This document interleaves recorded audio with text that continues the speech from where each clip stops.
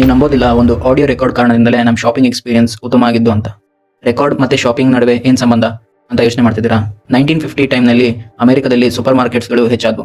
ಆದರೆ ಕೌಂಟರ್ನಲ್ಲಿ ಕೆಲಸ ಮಾಡೋ ಕ್ಯಾಶಿಯರ್ಗೆ ಒಂದು ಸಮಸ್ಯೆ ಎದುರಾಯಿತು. ಪ್ರತಿ ಪ್ರಾಡಕ್ಟ್ನ ಕೈಯಲ್ಲಿ ತಗೊಂಡು ಅದರ ಪ್ರೈಸ್ ನೋಡಿ ಮಷಿನ್ನಲ್ಲಿ ಟೈಪ್ ಮಾಡಬೇಕಿತ್ತು. ಇದೆಲ್ಲ ಮಾಡಬೇಕಾದ್ರೆ ಅಂಗಡಿ ಕ್ಯೂ ತುಂಬ ಉದ್ದ ಆಗ್ತಿತ್ತು, ಮತ್ತೆ ತಪ್ಪುಗಳು ಕೂಡ ಜಾಸ್ತಿನೇ ಆಗ್ತಿತ್ತು. ಕಸ್ಟಮರ್ ಎಕ್ಸ್ಪೀರಿಯನ್ಸ್ ತುಂಬಾನೇ ಕೆಟ್ಟದಾಗಿತ್ತು. ಫಿಲಡೆಲ್ಫಿಯಾದ ಡ್ರೆಕ್ಸಿಲ್ ಇನ್ಸ್ಟಿಟ್ಯೂಟ್ನಲ್ಲಿ ಬರ್ನಾರ್ಡ್ ಸಿಲ್ವರ್ ಅಂತ ಒಬ್ಬ ಸ್ಟೂಡೆಂಟ್ ಇದ್ದ. ಅವನ ಲೋಕಲ್ ಗ್ರೋಸರಿ ಶಾಪ್ ಓನರ್ಗೆ ಒಂದು ಬೇಡಿಕೆ ಇತ್ತು, ಪ್ರಾಡಕ್ಟ್ನ ಆಟೋಮೆಟಿಕ್ ಆಗಿ ಗುರುತಿಸುವ ಟೆಕ್ನಾಲಜಿ ಬೇಕು ಅಂತ. ಬರ್ನಾರ್ಡ್ ಸಿಲ್ವರ್ ಈ ಸಮಸ್ಯೆನ ತನ್ನ ಫ್ರೆಂಡ್ ನಾರ್ಮನ್ ವುಡ್ಲ್ಯಾಂಡ್ಗೆ ಹೇಳ್ತಾರೆ. ವುಡ್ಲ್ಯಾಂಡ್ ಇನೋವೇಟಿವ್ ಐಡಿಯಾಸ್ ಯೋಚನೆ ಮಾಡೋದ್ರಲ್ಲಿ ತುಂಬಾ ಚತುರ. ಅವರು ಆಲೋಚಿಸಿದ್ರು, ನಾವು ರೆಕಾರ್ಡ್ಸ್ ಮೇಲೆ ಲೈನ್ ಹಾಕಿ ಆಡಿಯೋ ಇನ್ಫಾರ್ಮೇಶನ್ ಸ್ಟೋರ್ ಮಾಡಬಹುದು, ಅಂದ್ರೆ ಪ್ರಾಡಕ್ಟ್ಸ್ ಮೇಲೆ ಲೈನ್ ಹಾಕಿ ಪ್ರಾಡಕ್ಟ್ ಇನ್ಫಾರ್ಮೇಶನ್ ಯಾಕೆ ಸ್ಟೋರ್ ಮಾಡಬಾರ್ದು ಅಂತ. ಮೊದಲು ವುಡ್ಲ್ಯಾಂಡ್ ಮಾರ್ಸ್ ಕೋಡ್ ನಿಂದ ಇನ್ಸ್ಪಿರೇಷನ್ ತಗೊಂಡ್ರು. ಮಾರ್ಸ್ ಕೋಡ್ ನ ಡಾಟ್ಸ್ ಮತ್ತು ಡ್ಯಾಶಸ್ ನ ಉದ್ದವಾಗಿ ಲೈನ್ಸ್ ತರ ಹಾಕಿದ್ರು, ರೆಕಾರ್ಡ್ಸ್ ಮೇಲೆ ಇರೋ ರೀತಿ. ನಂತರ ಯೋಚನೆ ಮಾಡಿದ್ರು, ಒಂದು ಸ್ಕ್ಯಾನರ್ ಇದ್ದಿದ್ರೆ ಲೇಸರ್ ಇಂದ ಈ ಕೋಡ್ ನ ಓದಬಹುದು ಅಂತ. 1949ರಲ್ಲಿ ವುಡ್ಲ್ಯಾಂಡ್ ಒಂದು ಸರ್ಕ್ಯುಲರ್ ಬಾರ್ ಕೋಡ್ ನ ಡಿಸೈನ್ ಮಾಡಿದ್ರು.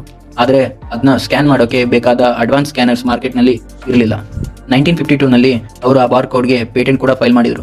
ಆದರೆ ಪ್ರಾಬ್ಲಮ್ ಏನಂದ್ರೆ, ಸ್ಕ್ಯಾನರ್ಗಳು ಈ ಕೋಡ್ ನ ಸರಿಯಾಗಿ ಸ್ಕ್ಯಾನ್ ಮಾಡೋಕೆ ಆಗ್ತಿರ್ಲಿಲ್ಲ. ಅವರ ಆಲೋಚನೆ ಆ ಕಾಲದ ಟೆಕ್ನಾಲಜಿಗಿಂತ ತುಂಬಾ ಮುಂದೆ ಇತ್ತು. ಪ್ರಾಜೆಕ್ಟ್ ಕೈಗೂ ಬರಲಿಲ್ಲ. ಆದ್ರಿಂದ ಬರ್ನಾರ್ಡ್ ಸಿಲ್ವರ್ ತಮ್ಮ ಸ್ಟಡೀಸ್ ಕಡೆ ಗಮನ ಹರಿಸಿದ್ರು. ವುಡ್ಲ್ಯಾಂಡ್ ಒಂದೆರಡು ಕಂಪನಿಗಳ ನಂತರ IBM ಸೇರಿದ್ರು. ಸ್ವಲ್ಪ ವರ್ಷಗಳು ಹೀಗೆ ಕಳೆದವು. ಅಂತೂ 1970ಸ್ನಲ್ಲಿ ಶಕ್ತಿಶಾಲಿ ಲೇಸರ್ಸ್ ಮತ್ತೆ ಕಂಪ್ಯೂಟರ್ಸ್ ಬಂದವು. ವುಡ್ಲ್ಯಾಂಡ್ IBMನಲ್ಲಿ ಕೆಲಸ ಮಾಡ್ತಾನೆ ಈ ಬಾರ್ಕೋಡ್ ಐಡಿಯಾನ ಮತ್ತೆ ಅವರ ಬಾಸ್ಗಳಿಗೆ ಪಿಚ್ ಮಾಡ್ತಾ ಇದ್ರು. ಬಹಳ ದಿನಗಳ ಮೇಲೆ IBMಗೆ ಮಾರ್ಕೆಟ್ನಲ್ಲಿ ಈ ಬಾರ್ಕೋಡ್ ಸಿಸ್ಟಮ್ ತುಂಬಾ ಮುಖ್ಯ ಅಂತ ಅನ್ನಿಸ್ತು. ಅಲ್ಲಿಂದ 1973ನಲ್ಲಿ IBMನ ಜೋ ಲೋರರ್ ಹೊಸ ರೆಕ್ಟ್ಯಾಂಗ್ಯುಲರ್ ಬಾರ್ಕೋಡ್ ಡಿಸೈನ್ ಮಾಡಿದ್ರು.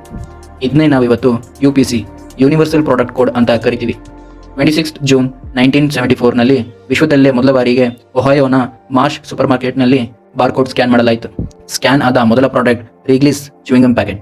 ಅವತ್ತಿಂದ UPCನ ಇಡೀ ವರ್ಡ್ ಯೂಸ್ ಮಾಡೋಕೆ ಸ್ಟಾರ್ಟ್ ಮಾಡಿದ್ರು.